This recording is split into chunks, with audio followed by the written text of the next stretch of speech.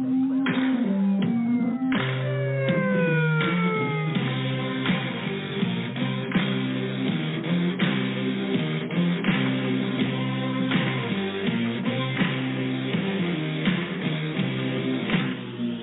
are listening to the voice of the frontline protector here at the Private Officer Beat Radio.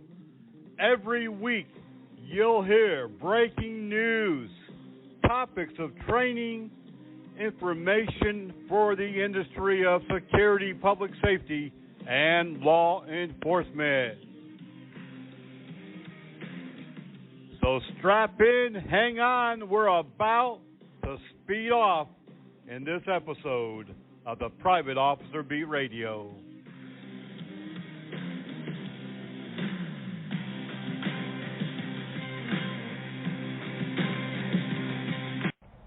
Good morning, everyone, and welcome to the Private Officer Beat Radio, a production of Private Officer International and Blue Ram Media Group. And we are so happy that it's another Monday morning. Had a great weekend, did a lot of training out of town. Kind of a usual schedule for the working man. And this week we've got a lot going on. I'm your host, Rick McCann. Glad that all of you are joining us either live and in person or via on-demand platforms all across the internet. Last week we kind of left you hanging as our topic of the week was cannabis security protection. And this week what we're going to do is we're going to finish out the second part of that this week, but we're going to start all over from square one with the first beginning part of it, the middle part of it, and the ending part of it, because there was a lot of interest in this particular topic. I want to make sure everyone is able to download it as a complete audio. So we're going to go through our normal introduction here of the show and some of the upcoming news and events, and then we're going to switch right on over to that marijuana cannabis protection. It's a very interesting topic, and there's a lot of different reasons why there's so much interest in it. Not only is it becoming more and more legalized and just like any other product available in the store, the dispensary, on the shelf, in snacks and gum and candy and so forth. Even saw a company that was mixing it in their beer. And this week we also want to talk about CBD and the difference of that, and how private security is really getting engaged in this area of security, both physical and electronic and cyber. And so we're going to conclude this segment of the topic this week, but we're going to start, like I said, from last week's audios all the way through the end of this week's audio, so that everyone has a complete audio of this particular subject. And I know that several people had an interest in teaching the Cannabis Protection Security class for grow companies as well as a dispensary that's opening, and so we'll make that available as well. Remember, at Armour College, ARMOUR college.org, they have two different courses, two different levels of training, and we currently provide that for several cannabis companies for their security staff. Be sure to check them out or contact them for a specialized course written just for your particular needs. Help desk at Armour, ARMOUR college.org. I want to say this up front because I know that there was at least one comment last week about getting involved in illegal activities and taking my own medicine, my own, abiding by my own word, because I often give heck to a lot of security companies that operate in these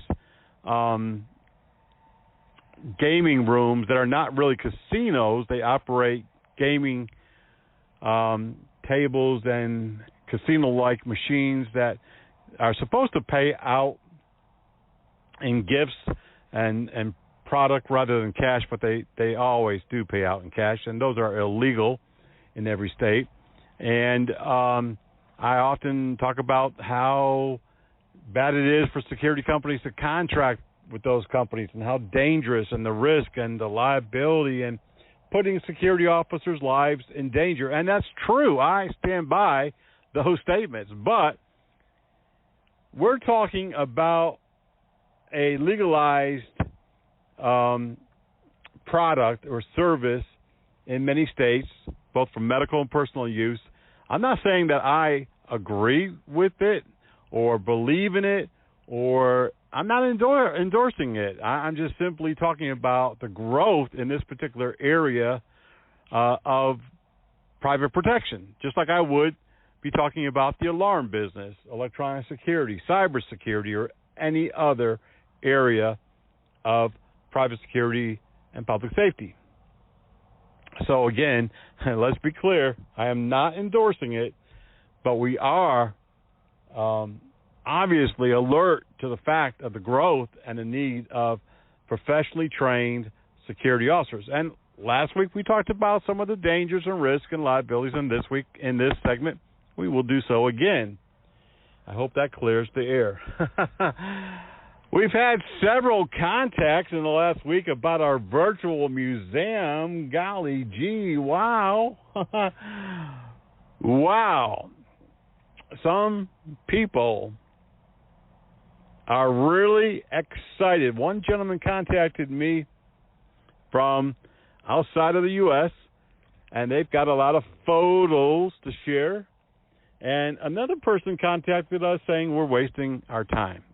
I'd love to have a physical museum location, and we have actually talked about this, to be able to put not only the museum but the officer down wall, which we currently have online in virtual on our website and locally at our corporate location. However, you know, it's a big country, and not everyone travels, and not everyone has the ability to afford to drive across the country. And like any other museum, there's just one location, and it's not available to the majority of people. If you really poll museums of any type, you can see that only a small number of people go there, even if we're talking about in the hundreds of thousands, when there's, you know, many millions of people that may be interested. So virtually having the museum is the best option. And we're going to have a special website, a very sophisticated, technical, high-end virtual museum. You'll be able to spin things around, check out photos, pictures of security personnel from the 20s, 60s, 40s, even the current day, along with equipment and vehicles, you know, patches and badges and uniforms. And I'm excited. If you want to be involved, it only takes a couple of hours a month. Research some things for us. You can be a curator. Contact help desk at privateofficer.com for more information. It's really pretty cool. Nobody else doing it. And you know, as I said a few weeks ago on the program, people say they want things. They want to be, you know, have all the same things that law enforcement and firefighters do, all the museums, all the recognition, all the awards, and they do deserve it. And that's why Private Officer International started many years ago, and we make these kind of things available at no cost to the individual, where other, you know, websites and organizations would charge a fee, but we make it free. We need your help. If you want to donate, go to our website at privateofficer.org. Click on Officer Down right there. There is a link to donate. You can donate to the Benevolent Fund. You can donate to the museum. You can designate where you want that money spent. We do need your support. We have some tragic news again this week, and we are reaching out to the families and we're asking for you to get involved. As you may know already, if you do get our breaking news reports, a female security officer in Chicago, Illinois, an employee of Garda armored truck, was killed, shot 6 times during a armed robbery. A second security officer shot multiple times as well, in critical condition still. The young lady, she had only been employed for a short time. And unfortunately, these robbers didn't care that she was a new employee, or that she was a female, or that she had children, or that she was only trying to make a living. They didn't care about that. Right now, we're looking for folks who live in the Chicagoland area. Contact us at helpdesk@privateofficer.com. We'd like for you to get involved and help us to make contact with the family and reach out to them if you are interested in doing that. Helpdesk@privateofficer.com. We got to take a quick break. Break 1. We're coming right back. Kyle loved hunting. He was in a tree stand and a support broke. He wasn't wearing a safety harness. I can't help Kyle, but I can help you. Please wear a safety harness. Please take the free hunter safety course, and please be careful. When I was a gang leader, we probably did business together, because when people like you buy knockoffs on the street, often the money goes to gangs, and gangs use this easy money for other activities. In other words, they're getting a lot of bang for their buck. Counterfeits hurt, but you have the power to stop them. Go to www.ncpc.org/getreal. A message from the National Crime Prevention Council and the Bureau of Justice Assistance, U.S. Department of Justice.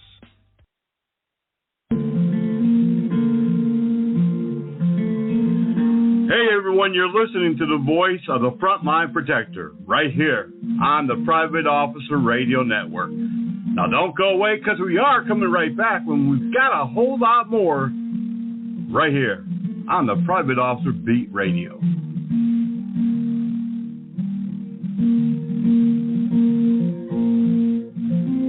Each day, those that protect and serve us in law enforcement put their lives on the line. These law enforcement officers often work long and irregular hours in tough and dangerous conditions, run a high risk of being attacked, wounded, or even killed by the very criminals that prey on us. Every year, hundreds of law enforcement officers are killed or seriously injured in the line of duty. Blue Alert is a system that provides the means to speed the apprehension of violent criminals who kill or seriously injure local, state, or federal law enforcement officers. Find out how you can truly help those who help. That's bluealert.us. LaShonda Hartz, an African-American security officer from the greater Chicago area, gunned down during a robbery, her partner in critical condition. The 4th security officer murdered in 10 days. And yet, it seems like nobody cares. We care, and we've reached out to the local media.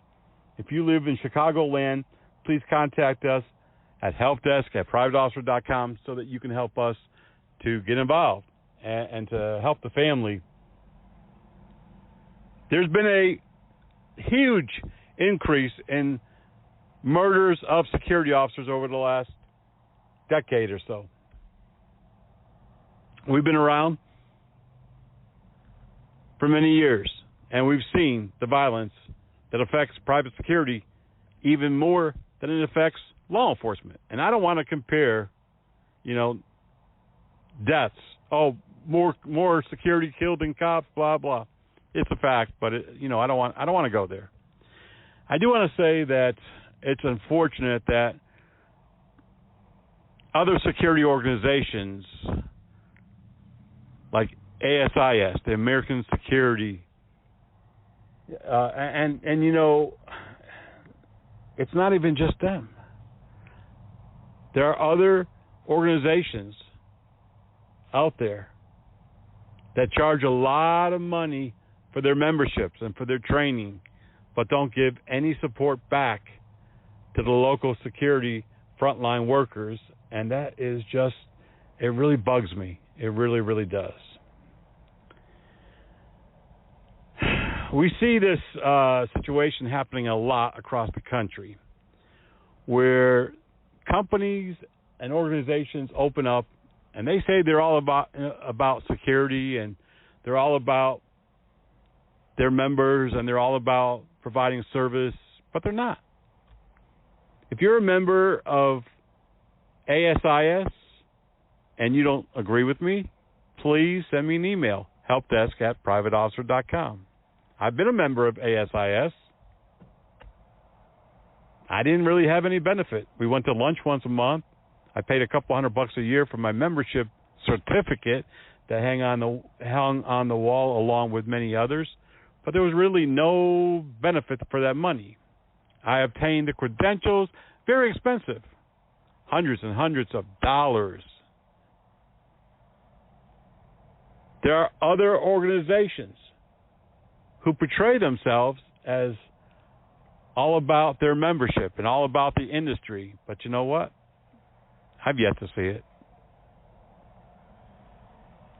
If you're listening and you're a member of one of those local state organizations, regional security organizations, public safety organizations, just go on the web. You can see dozens and dozens of businesses listed as security organizations, associations, and yet look at what they provide. Everything they provide is for a pretty substantial fee. And what do they do in situations like this when we have 4, 5, 6 security officers killed in a week or 10 days? Where are they? I'm calling them out. And I really want to say more than I am saying because it really aggravates me. And it should aggravate you. Helpdesk@privateofficer.com. If you want to make a difference, if you want to make a change, if you want to help those security officers murdered or injured, then connect with us. It's not about money. It's about service to others. It's about brotherhood. It's about sticking together and making a difference. If we don't, who will? I said one more time. If we don't, who will? A lot of other breaking news coming into our office during this past week. We're very thankful this year for Thanksgiving, probably more than I have been in a number of years. A lot of good things have happened to us this year, despite COVID, despite some financial setbacks in our businesses, despite some of the other negativity in our country today. And I won't even say anything about who's leading that country. But we are very thankful. And I told you in the last few weeks about becoming part of giving back and being thankful. And for 5 weeks, beginning with the week of Thanksgiving and running to the end of December, we're going to have a number of projects where you're going to be able to give back. We're going to be involved, if you're in Alabama or Mississippi along the Gulf Coast, we're going to be involved in a food bank there early next week, just before Thanksgiving. And we're going to be raising funds for veterans with another organization, and that's going to be in Tennessee and Alabama. And you can come up with your own way of giving back. Contact us at helpdesk@privateofficer.com. Helpdesk@privateofficer.com. We are looking at a number of different things to do for the new year. We've talked about the Frontline Protectors Network. Great news. The website is almost finished. Looking pretty sharp, I got to tell you. It certainly is. You'll be able to listen to multiple programs at one location. You'll be able to see reality, real reality. We're not talking about reality shows. We're talking about docuseries, actual security, law enforcement, public safety people at work, putting their life on the line. You'll be able to be involved. If you want to contribute, we have several ways for you to do that. You can contribute by placing an ad on our website. You can also contribute by becoming, maybe you have a podcast or maybe you have a little show that you've always wanted to create. We will have our creative staff meet with you virtually and talk about your idea. And maybe we can get that program on our network. If you've ever been to Blaze TV or any of those type of internet platforms where they have TVs, shows and docuseries, and go to A&E. They're kind of similar. They have, many companies have all of their radio shows and TV programs online these days, and ours is all about public safety. You'll be able to go to a one-stop shop location, and you'll be able to listen to law enforcement programs that are designed and designated for fire EMS, some shows for private security. We're working on our first show, Missing in Uniform. It's about a number of security officers who have gone missing over the years, some never to be seen again, some have been recovered, and a couple of law enforcement officers also. We're working on that, and we'll have that out the first of next year, just around the corner. We're also working on several other projects, including the Frontline Protector. We'll be going around the country filming.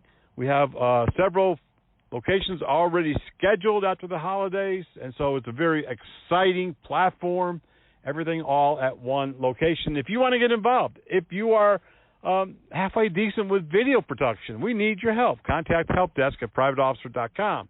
If you're good at graphics, if you're good at whatever, anything that pertains to recording, TV production, internet, we might be able to use your services. Of course, we're willing to pay the price.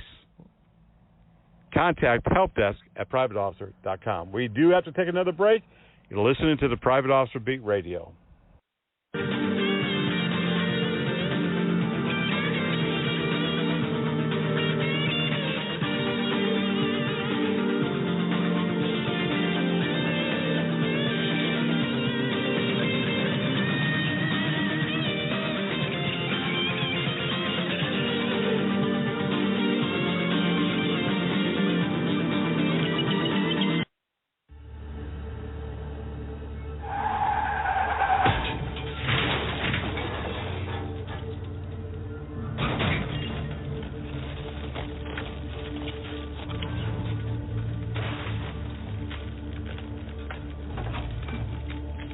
Rolling one up now could mean rolling one over later. Driving high impairs your perception of speed, time, and distance. If you're high, don't drive. A crisis, everybody. Now, most of you have seen me wearing my signature mask on a plane. I love wearing it when I fly. I tend to get my own road 99% of the time. It's simple. Just wear the mask and cough. Because who wants to sit next to this guy? I don't blame you. And I went from being the only one on a plane wearing a mask to now everybody is doing it. Out in public, at the park, at the mall, at the post office, with their girlfriend, with their husband, with their husband's girlfriend. We need to help our doctors, our nurses, and our healthcare workers who are fighting COVID-19 head on. And we need to make sure they don't acquire the virus. These frontliners have been running out of personal protective equipment, PPE. People have asked me, Kayvon, are you down with PPE? Are you down with PPE? Are you down with PPE? I'm like, yeah, you know me. Yeah, you know me. The CDC has been forced to downgrade the need for N95 masks to surgical masks, now down to bandanas because of a lack of supplies. Does this seem like a good idea to you? Hi, I'm your doctor. I'm also here to rob your bank. Bandanas? Scarves? What kind of PPE is that? One more. This is one of the easiest ways you can be a hero.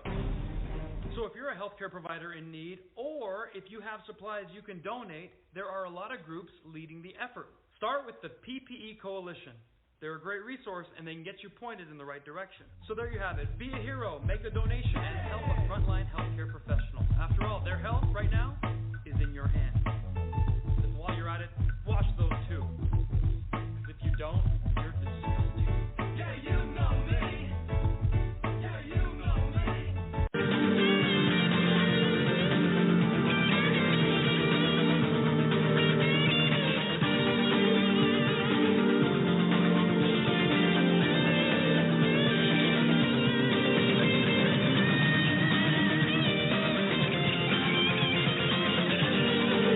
to be talking about marijuana protection, legal protection. We're not talking about gangs protecting illegal sales on the streets. We're not talking about street thugs. Nope. We're talking about the legal stuff. And really, there's a lot of it these days. And while it's not 100% legal, it's legalized in many states. Marijuana laws are changing. That's a fact. And they're changing at a rapid pace all across the 50 states, making things a little bit confusing at times, both for individuals, business owners, security companies, banks, and many others. It's confusing, I'm sure, for security companies trying to enter the market, because although states have legalized it, the fact is it's still a federal crime. And until they decriminalize it, in fact, it's on the same schedule as heroin and cocaine, in Schedule 1. Until the feds decriminalize it, it's still going to be a federal charge.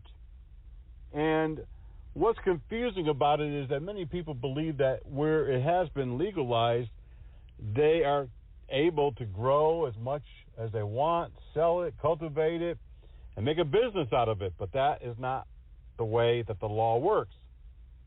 In the law, it says specifically in each state what you can and cannot do with the marijuana. Now, in order to keep up with those changing laws, there's been several websites that have come online recently, and of course you can also check with your own state law. There are many different areas of the marijuana business, quote unquote, that private security has entered into. Everything from guarding the farms and the grow areas and the cultivation of the product, to guarding and transporting and escorting the distribution of the product, as well as the funds, the money that's coming from this multi-million, probably billion-dollar industry.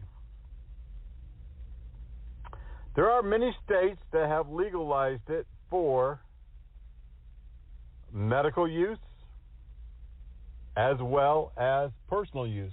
Let's go through some of those states. There's going to be a quiz at the end of this.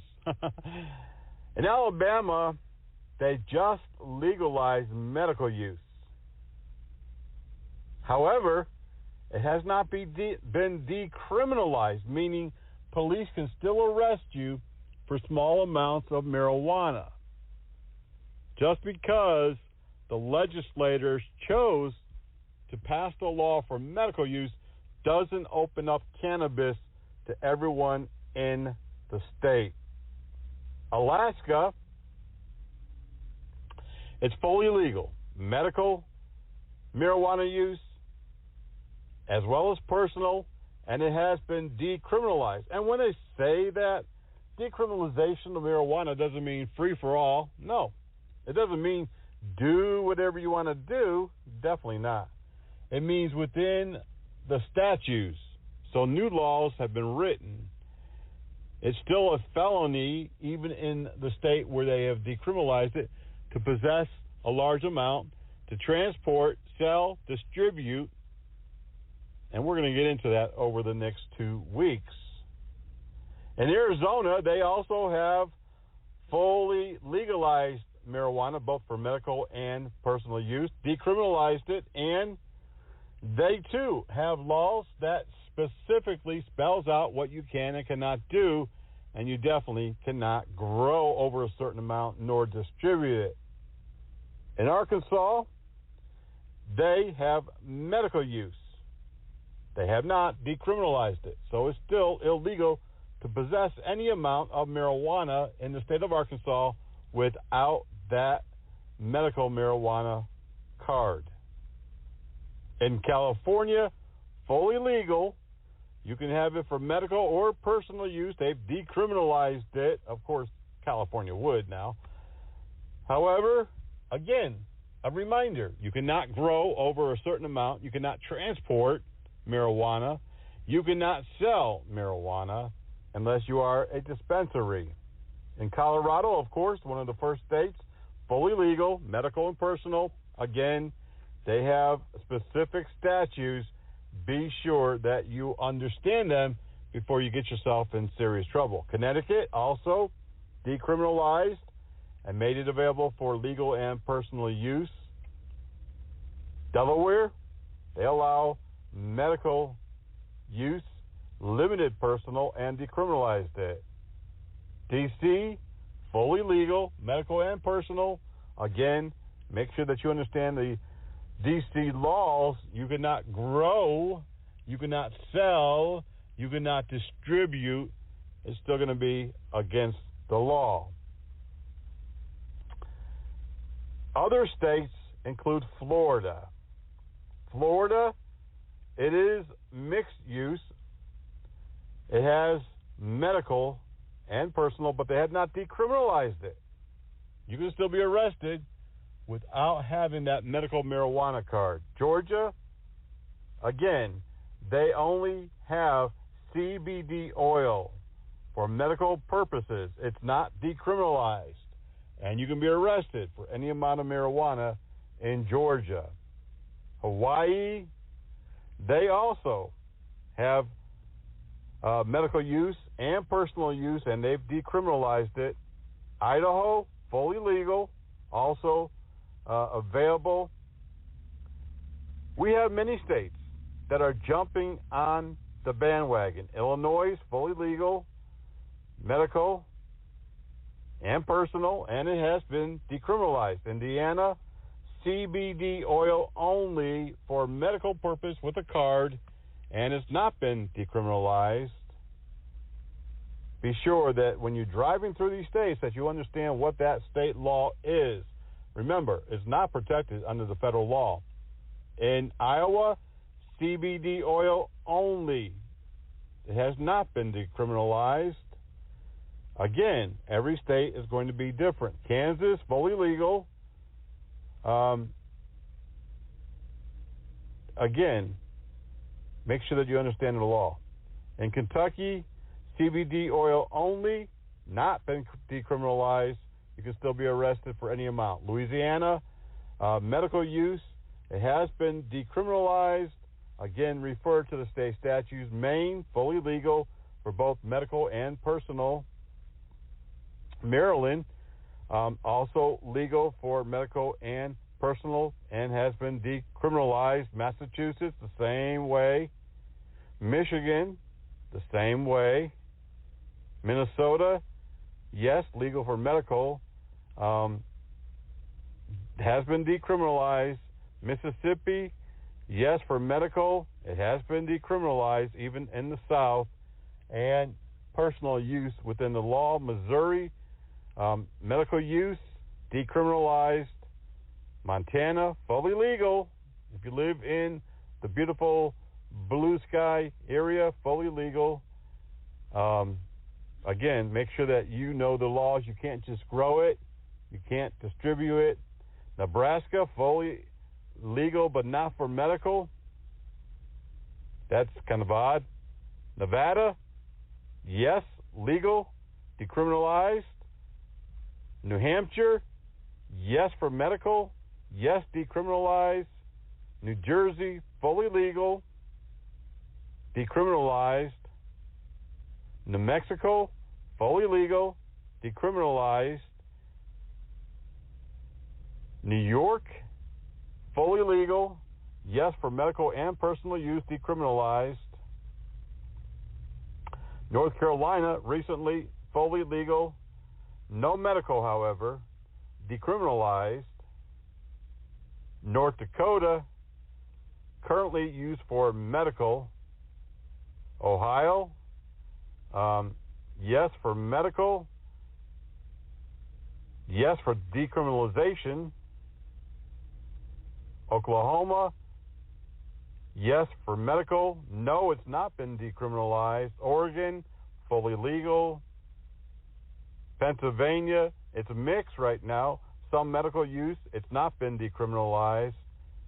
Rhode Island, also mixed. Yes for criminal, yes for medical, yes decriminalized.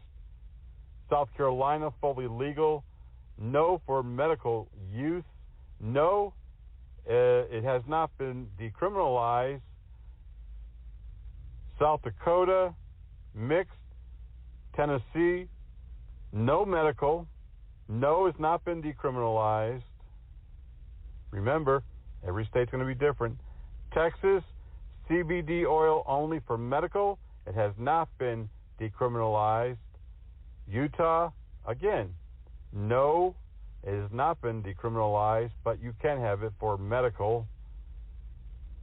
Be sure that you're checking out the law of your land. In Virginia, fully legal. Yes for medical. Yes, it's been decriminalized. Washington State, fully legal. Yes, yes, yes, yes. West Virginia, yes for medical. No, it has not been decriminalized. Wisconsin, CBD oil use for medical with a medical card, not been decriminalized. Wyoming, fully legal, but not for use for medical. Why am I going through all of these states? Why are we started with talking about what is and isn't legal?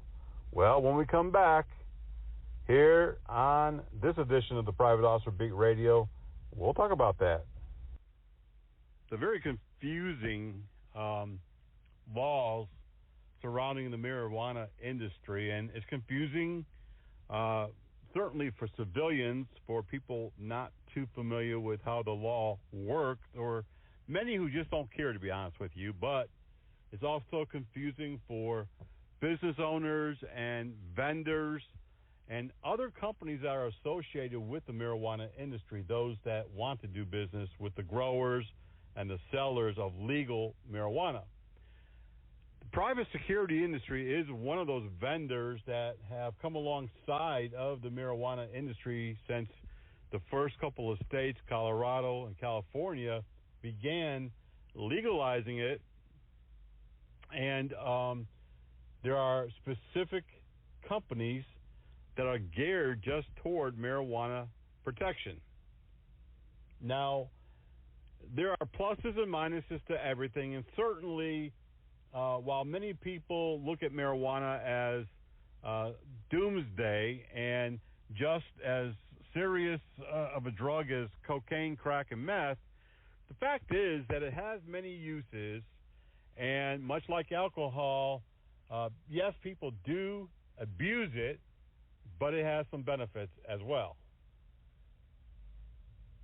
I think that we're going to find, as more laws are changing rapidly, just recently in Alabama, the last state, they took a while to deliberate.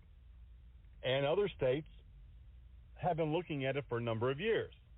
The pluses and the minuses, the benefits, the pros and the cons. The problem is, with this being against federal law, many companies still do not want to risk their business or themselves by entering this industry while it is still undecided federally. It's against the law federally.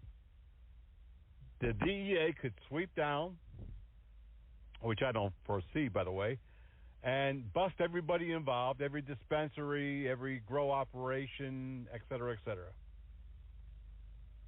However, I don't think that's going to happen. I do believe it will eventually be decriminalized federally, especially with the current group that we have in office and with larger and larger companies getting involved. The largest cannabis grower is based out of Canada, but they own operations and dispensaries in the U.S. So from a legal standpoint, many growers and dispensaries who are legally licensed are having a hard time with their cash because it's against the law for any banks to open accounts for marijuana growers or sellers because it's against federal law, and the federal laws regulate what the banks can and can't do. They certainly cannot money launder. They certainly cannot take gangsters' money. They cannot take terrorist money knowingly and set up accounts. So many marijuana growers and dispensaries and people that legally are involved in that industry are having to bank with foreign governments, foreign banks, which there are some here in the U.S., and private security does get their hands dirty by taking money from marijuana growers and dispensaries, although they have a legal company that is not directly governed by those marijuana laws. Private security has walked through the back door of this industry, and they began by offering protections at the grow sites as well as the legal licensed dispensaries that have popped up in about a dozen or maybe 15 states now.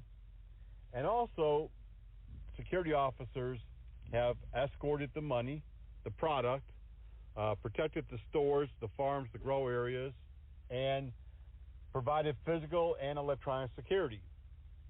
So what training are they having to go through?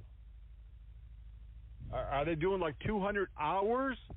Are they going through personal protection and regulatory armed security? What are they doing?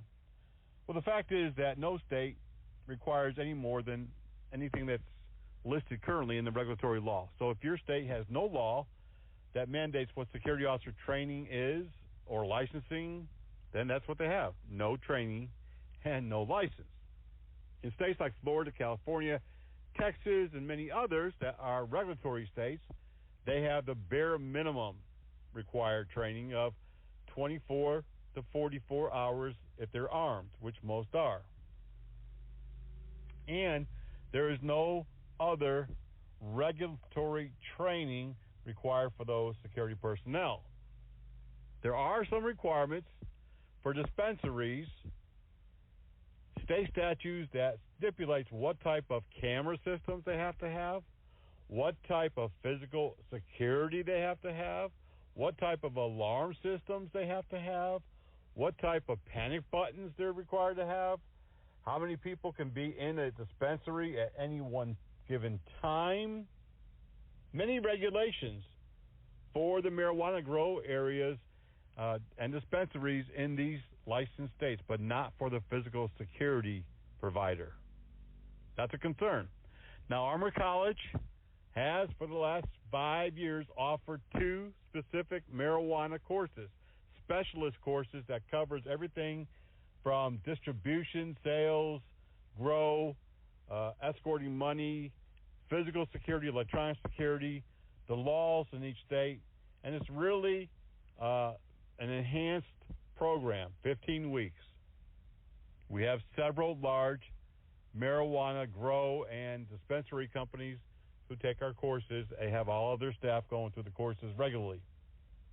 But everyone who's working in this type of security, which is very extremely high risk, every aspect from the grow areas where there are numerous shootings, murders regularly every year, to the dispensaries where there are oftentimes robberies, shootings, killings by security and of security, everyone needs to have this enhanced training, and everyone needs to have enhanced firearms training, and everyone needs to have enhanced de-escalation training in this high-risk category of security. Is it a good business to get into? Yeah, maybe. Maybe not. Recently, a large investor looked at the marijuana industry and said, wow, I love it. There are so many things that you can do. Marijuana is being put into food, alcohol, snacks, even ice cream. And that investor took a very hard look for a week. Numerous marijuana grow companies and producers of all sorts of ancillary products of marijuana and said, this is very interesting. Obviously, it's a moneymaker. It's in high demand. This is extremely high demand. People that you wouldn't even think today is smoking marijuana and driving. That's not good, obviously. And they looked at it, and they said if it wasn't for that federal law, they would have invested in multiple areas, multiple businesses. No doubt about it, they said they would have done it. Marcus Lemonis, another well-known investor, the owner of Camper World and a number of other companies, an investor on his own TV reality show called The Prophet, also spent a week or two looking at the marijuana industry. And he, too, saw the pros and cons, including the high risk, the federal law, the security of the product and the locations, as well as the benefits, how this is expanding and how this can totally be put into many different products. People are putting it in lotions. CBD, we're going to talk about that next week, but CBD is not covered under the same marijuana laws because it's not considered marijuana, although it is a strain.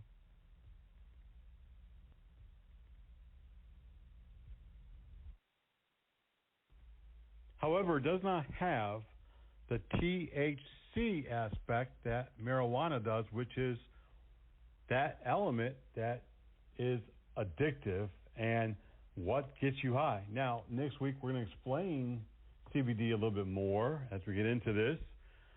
Again, remember that armorcollege.org has 2 different levels of cannabis protection courses. One of them exclusively is being taken regularly by all the employees of a large marijuana grow and dispensary corporation.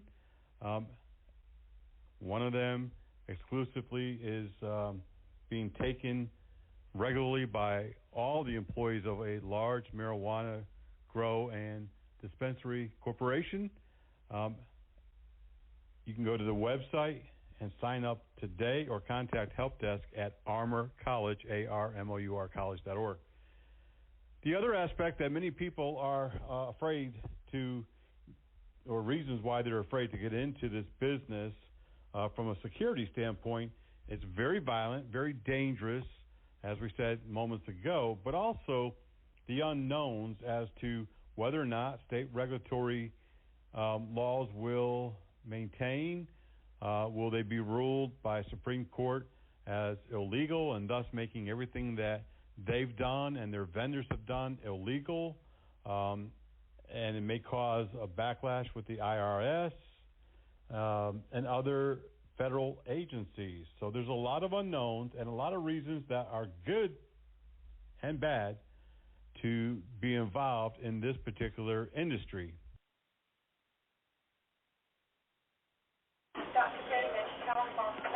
Nurse, I need you to apply pressure to the head wound until I can get to it. I'm concerned she's lost too much blood. Oh, no. You in the corner, who are you? You're not supposed to be here. She's my girlfriend, Doctor. You need to wait out in the waiting room. Please, Doctor, I want to stay with her. Look, she's been badly injured. So if you want to do what's best for her, you need to let us do our work. Please, Doctor, she has to be okay. I didn't mean to do this. I love her. Wait a second. You were the driver? Yes, but I didn't mean to. I swear, we went to dinner. I was just buzzed. I only had a few drinks. Just buzzed? Why didn't you tell us that? In that case, your girlfriend is fine. Hey, sweetie. I feel great. You want to get out of here?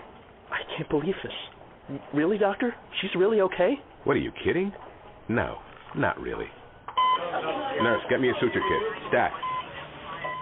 Buzzed driving. Maybe we should stop acting like it's no big deal. Buzzed driving is drunk driving. A public service announcement brought to you by the U.S. Department of Transportation, the Ad Council, and this state. Slow down. Slow down and move over. And move over. When you see lights, best, or reflectors. Please, give us some room. Slow down and move over. When you need us, we've got your back. You have ours. You got our back? You got ours? You got our back? Please, slow down. And move over. So, very briefly, CBD. What is CBD? Is it marijuana? Is it dangerous? Is it illegal? How does it make you feel? What is it used for? And so many other, sometimes complex questions. Number one, it is a strain, a cousin, a niece, a nephew, an uncle to marijuana. THC, which is the part of the marijuana plant that causes a person to get high, is in CBD plants, but a much smaller part.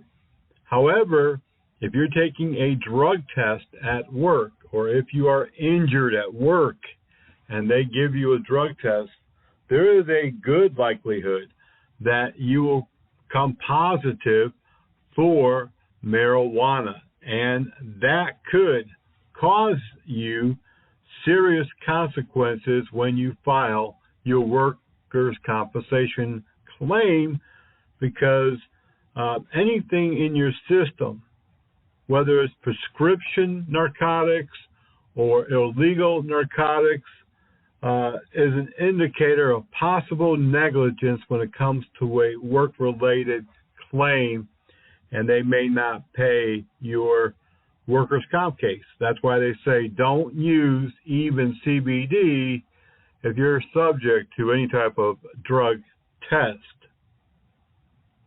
Now, CBD, cannabidiol, is there's 113 identified strains of this plant. It is legal as long as it does not exceed the required maximum amount of THC. Now today, THC can be found in everything. People vape it, people use it in baked goods, people use it in soaps and prescriptions, and all sorts of things for the body. It's supposed to help with taking away some forms of pain. It also helps with clearing your skin condition. And in 2018, the FDA, Food and Drug Administration, cleared its use for treatment for 2 epilepsy disorders. Now, in 2018, also, the U.S. Farm Bill removed hemp and hemp extracts, including CBD, from the Controlled Substance Act, making it legal to grow. But here's the problem. We've discussed this before. It is a almost exact identical twin to marijuana. And if a hemp farmer is growing large fields, quantities, even though it may be legal, it's going to look just like a marijuana field, and more than likely, they're going to get raided. CBD stores are popping up all over the place. Is it a possible customer for private security? Probably not, because, like I said, it's not really potent. It's not going to get you high. It doesn't have the same chemical makeup of the regular marijuana. However, there are 6 areas where private security may want to look at getting involved and becoming a private security vendor. Farms and grow operations. A lot of marijuana is grown hydroponically, and that means inside a warehouse, never seeing daylight at that point.